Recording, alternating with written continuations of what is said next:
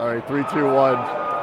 Welcome back to continuing coverage from Radio Row at Super Bowl 60. I'm with Jeremiah and Caleb Castille, generational Alabama football royalty. Nice to have you guys here. Great intro, great intro. Jeremiah, you are still the chaplain with the Alabama football team as well. Played under Bear Bryant years ago, and then you played under Nick Saban, right? Sure did, Nick Saban, you're an actor now. Yes, sir. Pretty wild, huh?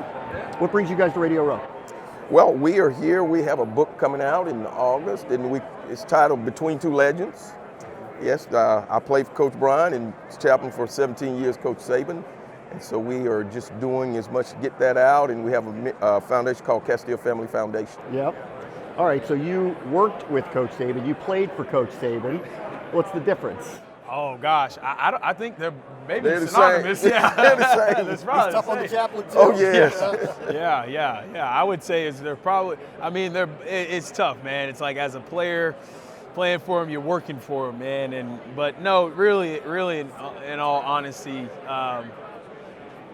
that experience in and of itself so formidable for me as a young man. I went there as a walk-on, and you know, I remember going through that decision-making process with my dad, and you know, he was telling me about his time at Tampa Bay and all the games they won, you know, right there in the early 80s. They didn't win a lot, and he's like, man, you don't want to go play where you're not going to win a lot of ball games. Coach Saban is a winner, and I think it was his time there under Coach Bryant that he was able to obviously see similar characteristics in those men and how they coach not only the game but the game of life.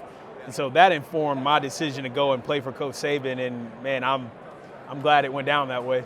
How were Coach Saban and Coach Bryant similar, and how were they different? The first thing I love to tell people that their similarities is their passion for winning. And in that passion comes preparation.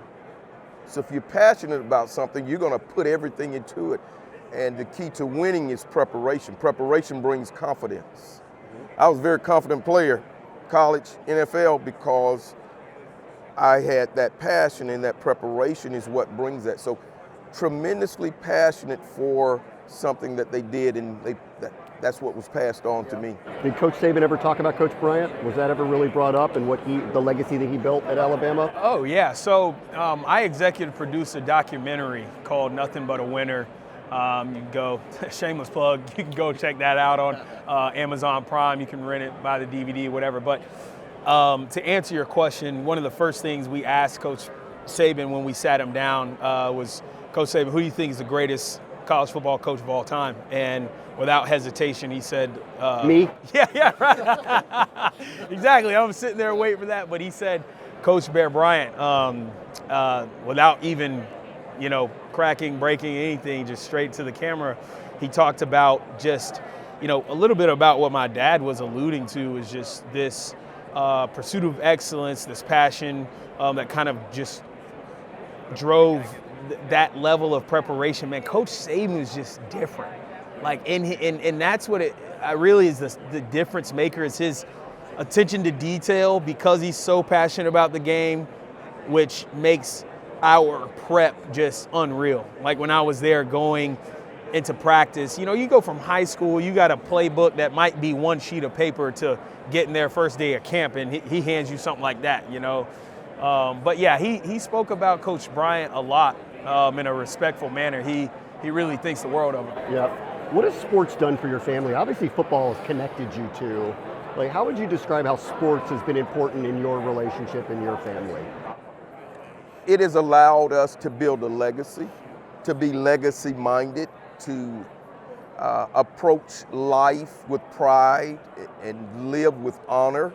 I wasn't a very big player, and so, hey, when people look at you, they don't think much of you. And so I was out to prove them wrong. Yeah. So I took a lot of pride in that. And my whole thing is, hey, before the day is over, buddy, you're going to know my name. And that's what it has done. It has allowed me to have that, and that's what I wanted to pass on to my children. What has it done for you? Man, sports for me, if I really truly break it down, it has taught me that, man, I can sustain something hard over a period of time. I think that's something that's sort of lacking in our culture, man. It's just like the discipline and the focus to get a task done over and over and over and over. And that is, to me, is the separation between Coach Bryant, Coach Saban, and coaches that couldn't sustain that level of success. It goes over people's head what they accomplished. Like, you can't sit and look at these guys and what they accomplished on the college level and just, oh yeah, he was a coach. No, he like these guys did things and accomplished things that'll never happen again. So for me, like that's the lesson in my life that sports has taught me, and that's what I hope to, teach my daughter as she grows up. Alabama football, decades of legacy, tradition, winning. So explain Indiana to me. Oh man. Well, I can explain it. I can explain it.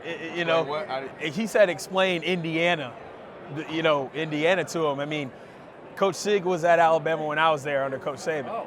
So did you know then that he had? I mean, I didn't. Back then? Back then, no. No, you didn't know that. That was almost 15 years ago. Yeah. He didn't exhibit the traits of this guy. He learned from the best. Yeah. He learned from Coach Saban. I would say that. Like, I would say, now, Coach Sig, obviously, hard-nosed guy, knows ball. You asked earlier about working for Coach Saban, playing for Coach Saban. Some of the craziest butt chewings I ever saw on the field was Coach Saban to a coordinator or to a position coach. So that, to me, when you're able to see an organization run that way, and for a guy like Sig to humble himself, coaches to humble themselves, go work for Coach Saban, it's the hardest thing you do. My oldest brother, Tim, after leaving the NFL, came back. He was a GA under Coach Saban. He's like, dude, this is crazy. This is so hard. He was always at 10, as they say. Yeah. So it doesn't surprise me. You look at how the college playoffs turned out, all of these Saban understudies. Who else can say that? What other coach? I got to tell you, I want to spend Thanksgiving at your house. You guys have all this football legacy. He's on TV, on NCIS. You guys got a lot of stories in your house. That's well, sure, and I told them as they were growing up, and believe it or not, I didn't force any of them when they were getting offers to go to Alabama. So one day I was actually, wow, you guys decided to go to Alabama. I said, Dad, all the stories you told us.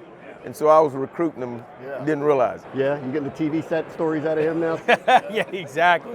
Yeah, man. No, it's, I said earlier, I walked on and it's, I had scholarship offers, but, it's to be able to go and compete at the highest level, challenge yourself day in, day out. It doesn't get any better than that. And then to say, brag that me and Dad are the only ones with national championship rings in the family. You know what I mean? It does make Thanksgiving interesting. Jeremiah, Caleb, Castille, thank you so much. Great meeting you guys. Appreciate you, man. Thank you very much. Thank you. Yes, sir. All right, thank you.